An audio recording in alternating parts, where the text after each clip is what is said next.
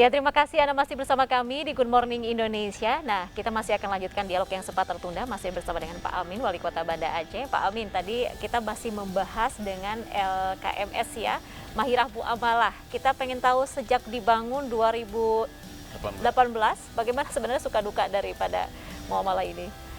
Iya, memang ini kan semi bank, ya. Mendirikan lembaga keuangan ini kan kita tidak bisa dengan berwal ataupun dengan SK daripada wali kota. Tetapi mendirikan ini harus dengan adanya kanun dari DPR Kota Banda Aceh. Dan setelah kita memberikan penjelasan-penjelasan, para anggota dewan ini sangat menyambut baik, mendukung luar biasa. Memang ini dari awal kita butuh modal ya. Awalnya modalnya 2,5 miliar.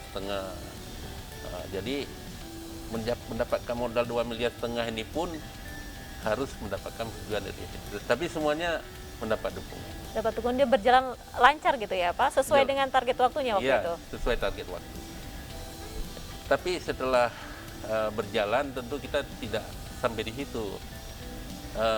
Lembaga ini kan harus kita jual kepada masyarakat, harus bisa dimanfaatkan oleh masyarakat. Jadi kita juga masih kerja ya, karena modal ini hanya untuk yang kita harapkan adalah adanya tabungan masyarakat, ada simpanan daripada masyarakat.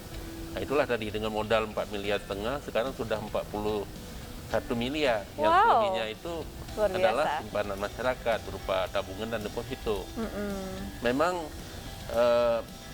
bagi yang biasa berurusan dengan rentenir, ini tidak menarik kehadiran daripada PT Mahirah ini, karena rentenir itu serba kemudahan, serba mudah. 1 hari, 1 jam langsung keluar, langsung keluar ya. Sedangkan ini kita ada proses ya. Awalnya memang masyarakat membandingkan, tetapi ada satu sisi, kalau dia berurusan dengan rentenir, membayarnya 100, kalau di kita lembaga kita ini membayarnya mungkin 50 sampai 75 aja. Ya kan jauh. Bagi orang yang susah, bagi orang yang miskin, bagi pedagang kecil 25.000 itu banyak. Ya, bisa untuk. Jadi setelah beberapa orang mendapatkan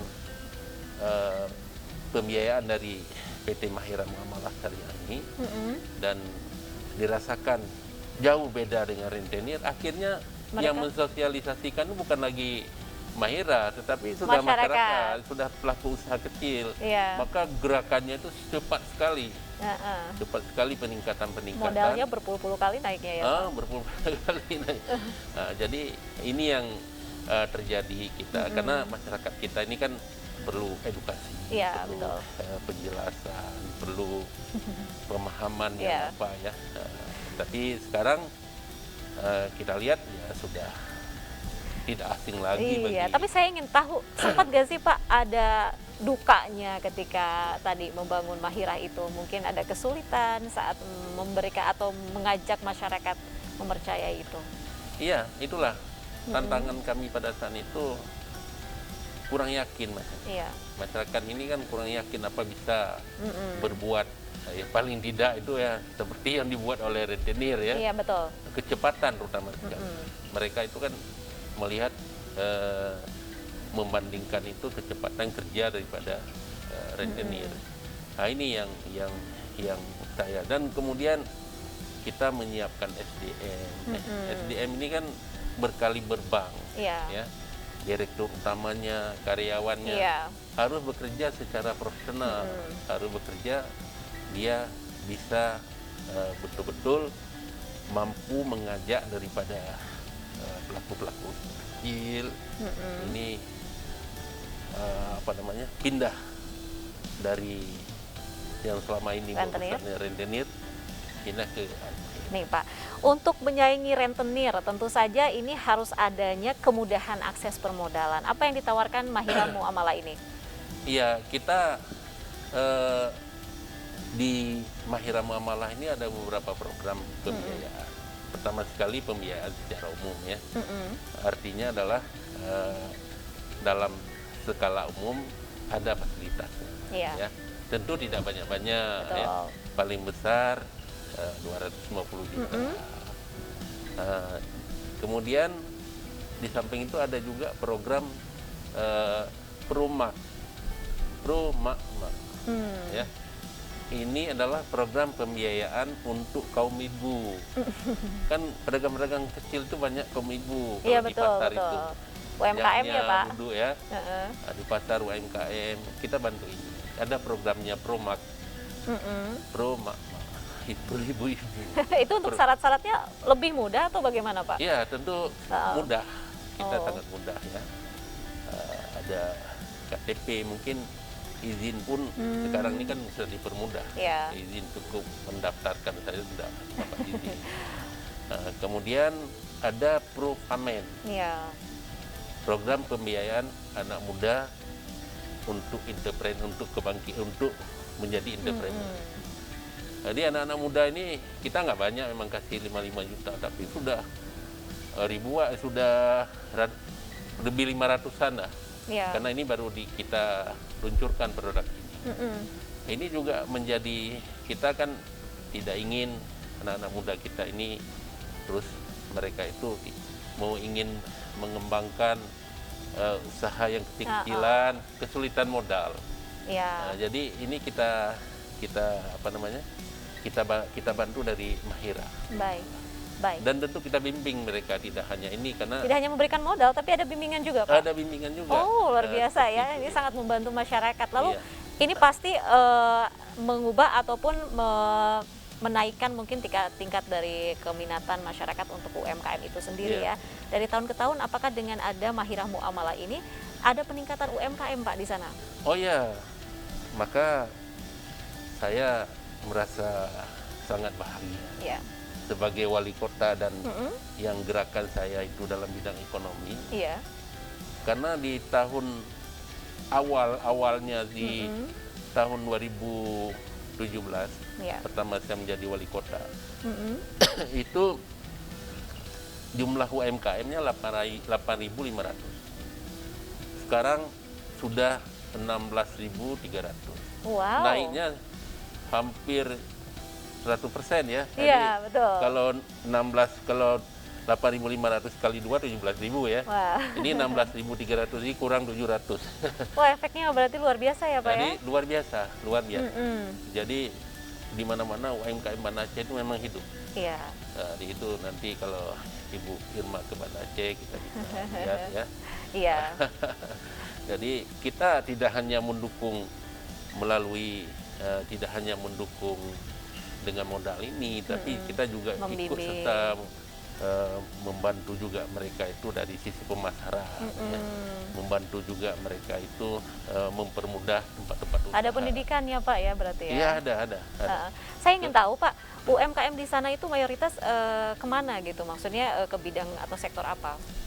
Kalau di sana itu UMKM-nya itu kan pertama sekali ini kan orang kaya namanya ibu-ibu jualan, betul. Jualan makanan, jualan baju-baju yang penting bisa menghasilkan bagi mereka. Banda Aceh itu kan luasnya hanya 61 km persegi, sangat kecil. Jadi di sana itu tidak ada pertanian, tidak ada perkebunan, tidak ada peternakan ya. Jadi kota dagang. Jadi kota dagang ini kan tentu mereka dengan ekonomi kreatifnya apa saja yang mereka bisa buat itu, yang penting mereka itu bisa menghasilkan. Berarti ini berkaitan dengan pariwisata juga Pak? Oh iya jelas. Boleh dijelaskan mungkin untuk sektor pariwisata yang berkaitan dengan berhubungan dengan UMKM juga nantinya? Iya, sekarang selama masa COVID saya menjadi sedih sekali. Betul, kita semua sedih ya Pak ya. Sudah naik begitu tajam di tahun 2019 itu. Awal saya menjadi wali kota cuma 200.000 wisatawan. 2019 sudah 503.000. 2020 turun menjadi 172. Drastis sekali ya Pak? Turun, jadi berarti kan 320.000 itu hilang yang membawa uang ke kota Bandar. Jadi UMKM ini sangat erat kaitannya dengan wisatawan, kehadiran daripada wisatawan. Jadi oleh karena itu sekarang nih insya Allah alhamdulillah sudah mulai situasi membaik kembali, maka kita terus mencoba kembali untuk kebangkitan sektor wisata di Kota Banda Aceh. Wisata dan juga membantu pemulihan perekonomian nasional ya Pak. Karena berkunjung ke Banda Aceh itu punya kelebihan-kelebihan yang luar biasa. Mulai dari wisata religi, wisata kuliner, wisata bahari, wisata pantai ya. Sejauh ini Pak, apa langkah-langkah yang diupayakan dari pemerintah kota untuk tadi ya memulihkan perekonomian di daerah itu? Iya, kita yang pertama sekali adalah juga kita kepada para pelaku usaha kecil ini yang mungkin mereka sedikit tersendat, kita juga membantu secara cuma-cuma itu peralatan usaha kepada mereka. Membagikan secara cuma-cuma hibah. Hibah. Ada insentif juga Pak? Ya. Insentif mungkin? Iya, insentif juga ada. Dan bahkan waktu itu untuk perhotelan itu mendapatkan dukungan dari Menteri Pariwisata, diberikan bantuan pengembalian ya. Iya. Pengembalian tidak hanya untuk Banda Aceh, tapi juga ada beberapa di Indonesia yang mendapat termasuk Banda Aceh. Baik. Kemudian di samping itu tentu kita sekarang ini meningkatkan kembali promosi tentu dengan protokol kesehatan yang ketat. Iya, baik Pak, menarik sekali. Tapi kita harus akhiri dialog untuk saat ini Pak. Mudah-mudahan nanti bisa kembali lagi ke Good Morning Indonesia untuk berbagi informasi terkait dengan tadi upaya yang sudah dilakukan, bagaimana nanti hasilnya. Terima kasih Pak sudah bergabung bersama kami. Assalamualaikum. Waalaikumsalam. Baik, pemirsa, kami akan kembali, tetaplah bersama kami di Good Morning Indonesia.